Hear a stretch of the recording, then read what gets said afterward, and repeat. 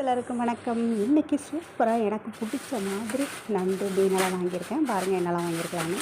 First பார்த்திங்கன்னா நண்டு ரொம்ப குட்டி நண்டு 200ரூபான்னு சொன்னாங்க.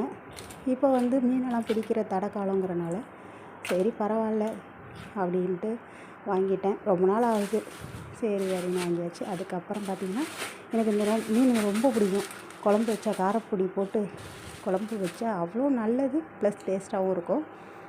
நல்லா குழம்பு கொதித்த பிறகு மீனை சேர்க்கணும், அப்போ தான் உடஞ்சி போகாமல் இருக்கும். இதுவும் சூப்பராக இருக்கும், நல்ல ஃப்ரெஷ்ஷாக இருந்துச்சு. இதுவுமே 100ரூபா. இது பார்த்திங்கன்னா பரவாயில்ல, எப்பொழுதும் உள்ள மாதிரி தான் கொடுத்தாங்க. ஆனால் வறுக்கிற மாரி மீன் வேணும்னு பார்த்தா பெரிய மீன்லாம் இல்லை, கொஞ்சம் மீடியம் சைஸு. அதுவே பார்த்திங்கன்னா ரொம்ப எக்ஸ்பென்சிவாக இருந்துச்சு. எனக்கு மனசு சரியில்லை, இவ்வளவு காசு ஆயிடுச்சு. இது 200ரூபாங்க இந்த மீன்.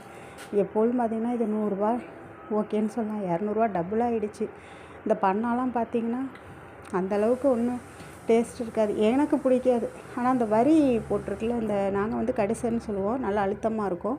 அந்த மீன் பார்த்திங்கன்னா நல்லாயிருக்கும், குழம்புக்கும் நல்லாயிருக்கும், வறுக்கவும் நல்லாயிருக்கும். அது இதுதான், இது நல்லாயிருக்கும், வறுக்கவும் நல்லாயிருக்கும். ஆனால் ரொம்ப குட்டி, இதில் ஒன்றுமே இருக்காது, அந்தமாரி இருக்குது. இது 200ரூபான்னாங்க. சரி ரொம்ப நாள் ஆயிடுச்சு இந்த மீன் வாங்கின்ட்டு வாங்கியாச்சு. 200 100, இது ஒரு 200 500ரூவா ஆயிடுச்சு. இது பார்த்திங்கன்னா நிறைய பேர் கமெண்ட் பண்ணுறப்ப எத்தனை இவ்வளோ மீன் சாப்பிடுவீங்களா அப்படின்லாம் கேட்குறாங்க. இது எப்படியும் 3-4 நாளைக்கு வரும். இந்த சண்டே வரைக்குமே இதை தான் சாப்பிடுவோம்.